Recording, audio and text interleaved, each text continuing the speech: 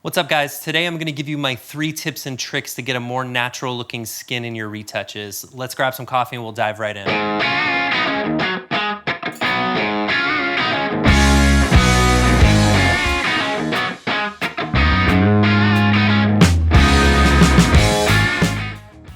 Okay, so step 1, we're just going to take out all of the blemishes that are very obvious that we don't want in this image. So essentially it's the pimples, the unwanted moles, the dust spots because I forgot to clean my camera before the shoot, anything like that. The real glaringly obvious stuff we're just going to remove right off the bat. So how we're going to do that is we're just going to go up here and select this lasso tool right here, and we're just going to make a selection around the stuff that we don't want. So I see his little zit down right here. I'm going to do that, and then I'm going to hold the shift key, and what's going to pop up is a little plus sign next to that lasso right there.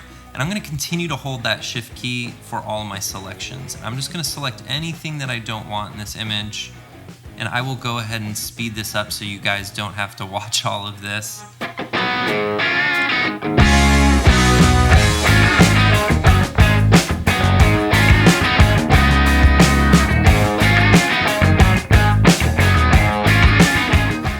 So once we got all that done, what we're going to do is just hit the delete button, and then this little window is going to pop up, and we want to make sure that it is selected to content aware, and then we're going to go ahead and hit OK, and all that stuff is just going to really just disappear there.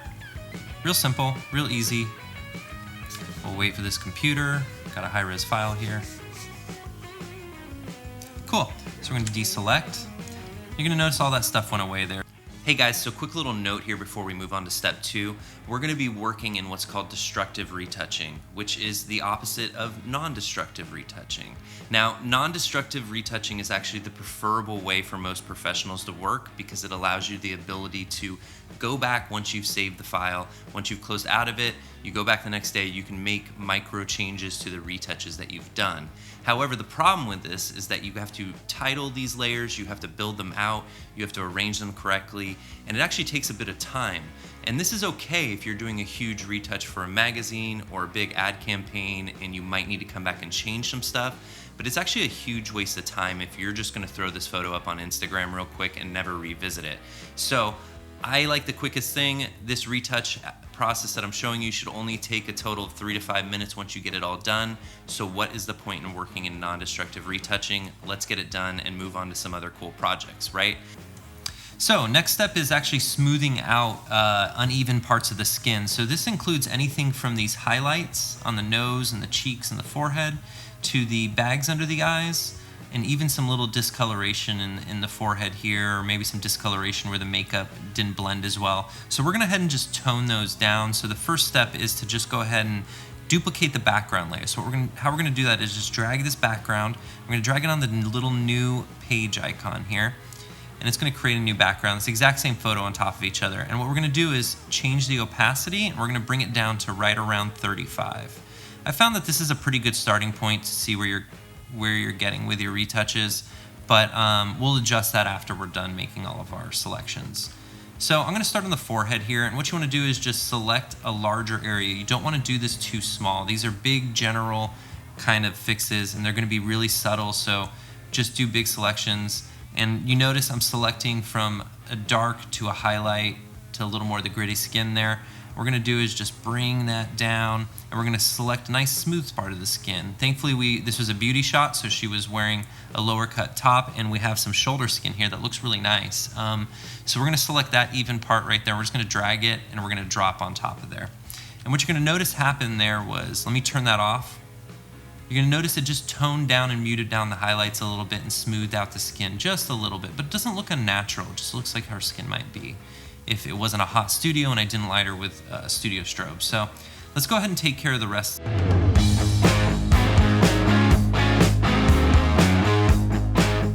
Cool, so let's look at the forehead real quick and see what we did. We're gonna turn this layer on and off.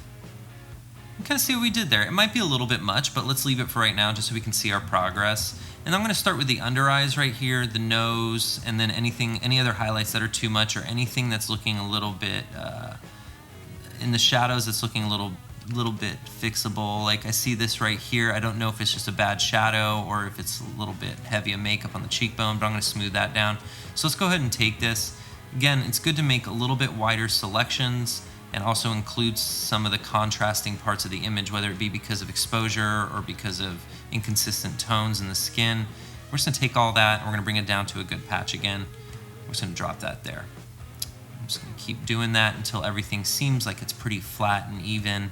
Now the goal here isn't to get it looking perfect right off the bat here. It's to get a nice even skin across, and then we can adjust how much we want in it and not in it. So I'm gonna fix this up here. Looking pretty good. The highlight on the lip is just a little bright for me. Might have used a little bit too much gloss there, makeup. So evening out still.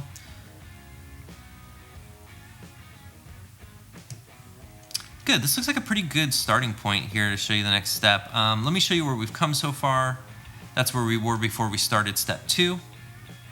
And that's where we are now. Now it looks a little bit heavy to me. It's starting to look a little bit retouched. So what I'm gonna do is just bring this down just a tad, probably like around 27 to 30, maybe 29 will work. Now the key to doing some of these retouches is doing them multiple times, but doing them very minimally each time. Now, if you try to fix everything all at once, it ends up looking fake. But if you fix it 10% of the way, and then another 10% of the way, and then another 10% of the way, those imperfections in the way that you select things are actually going to really help make it feel still alive. So let's do repeat process 2 one more time. I'm gonna merge those layers. I'm gonna hit Apple E, it's gonna merge the layers over here. And then I'm going to just duplicate that background one more time. I'm gonna bring the opacity down one more time to 35. And then I'm gonna go in and just, the forehead looks okay to me right now. It's right under this eye that's still looking a little bit messy, so I'm just gonna go in there. Select that, I'm gonna bring it up right to the forehead with a clean patch. And then maybe the nose as well. The highlight's a little bit strong for me. I want it to match the forehead just a little bit.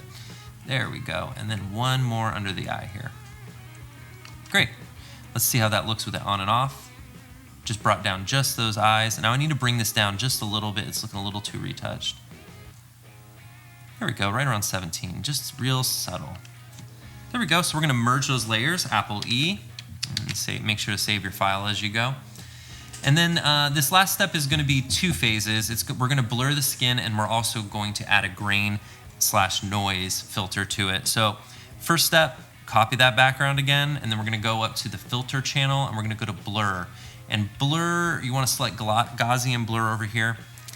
Make sure your preview window is checked so you can see what you're doing. There's off, there's on. And we're just gonna want a little blur here. We don't wanna go too crazy. If you get up in these numbers, up in the hundreds, it gets, you can't even see the image anymore. And if you get too low, it's not really enough for our purposes. So I like to keep it between 3 and 5 on this scale here.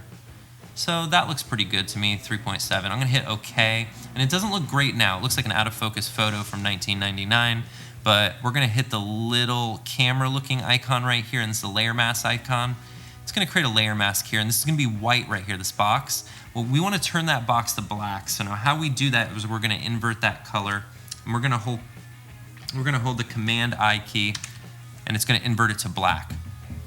And you notice it turned the blur off on that. So it's essentially turning off this layer right down here. So let's switch back to with it on and off. Okay, so now what we want to do is make sure that our front color palette is selected white, and we're going to click the brush. Make sure we have a big enough brush here, and make sure it's a soft brush too. We don't want a hard edge brush. And what we're going to do is just go ahead and paint that blur. You're going to notice the blur is coming back up again, but only where you brush. And we're just going to do just the skin, but we're not going to touch the eyebrows, the eyes, or the lips. Anything that's a point of focus, we don't really want to mess around with, okay? So just the skin, and it's going to look terrible as you do it. It's going to be way too blurred. It's going to look completely unnatural, but don't worry, we'll get there. Just above the lip is usually a good one, and the edges of the lips is good, and then right down onto the chin. And usually it's a good idea to, if you're seeing any neck or chest in a photo, it's usually a good idea to do the same retouch processes to that as you are the face, just like you should put makeup on your neck and chest and not just your face, or you're gonna look discolored and not match. So once we got everything mostly painted in, you can be real loose about it. We're gonna go ahead and change that opacity again. We're just gonna bring it down, and we wanna be real subtle with this. So I'm gonna probably start around 15. Now let's take a look. I'm gonna turn it off and then back on. I'm sure you can barely see that change, but let's get a little bit closer. that's off and that's on. So I want to increase that just a little bit. Let's put it up to 22. Off, on. You're seeing the real changes right around here in the image. Just toning it down just a little bit. It looks pretty good to me. I'm gonna leave it right there. It's looking a little bit fake here, a little bit too much softening, but that's what the next phase of this step is for. So I'm gonna merge those layers, and I'm just gonna go ahead and make another background copy here, and what I'm gonna do is gonna go over to noise. I'm gonna add some noise, all right? And again, make sure your preview thing is checked on here so you can see it. And obviously it's gonna be too much noise in this image right now, but we want it to be a little bit too much because we're gonna bring that opacity down on this layer again. So I like to keep it around 8 to 14 amount. 11, 12 looks good on her right here. So let's go ahead and hit OK. And obviously it's gonna be really noisy and messy looking, but we're just gonna bring that opacity down again and just blend it. And every image is a little bit different. And what this is actually doing is just creating a bit of a texture in the skin, and it's hiding some of that softening technique that we did. So I'm gonna bring it down just a little bit more. I don't want any color fringing over here. So here's where we started. You can still kind of see that there's some softening happening here. You can kind of see where we blended in some here. It's not a perfect retouch, but this is supposed to be real quick and easy and natural, so we want to leave some imperfections. But so we don't see that we actually fixed it, and there's different tones here.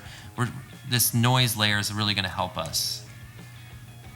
You can kind of see, if you bring it up just a little bit, you can kind of see how it starts to even out things here just a bit. There we go. It adds a little bit of texture. And when you start to back off a little bit on this, it starts to make it look really natural. Okay, so I'm seeing one more little thing here. And then the very, very last tip I kind of do is just make one more quick run through if I missed anything. It looks like I want to fix this cheek just a little bit more. I'm not really loving that highlight. I'm just going to tone it down just a little bit. And this is a real quick and easy retouch. This is how I do most of my images. So let's take a look. This is where we started. As you can see, there's some little flaws here and there. And this is where we ended up with the face. Real easy, still looks natural, still looks like her, doesn't look like we did a lot of retouching or anything, just cleaned it up quite a bit. So guys, thanks for watching. If you have any questions at all, please feel free to leave them in the comments. I'm happy to answer them. Go ahead and subscribe. We're gonna be doing these regular tutorials with retouching, lighting, filmmaking, photography in general. If you're interested in anything like that, hit that bell notification, hit the like, and I will see you guys later. I hope you have a great day.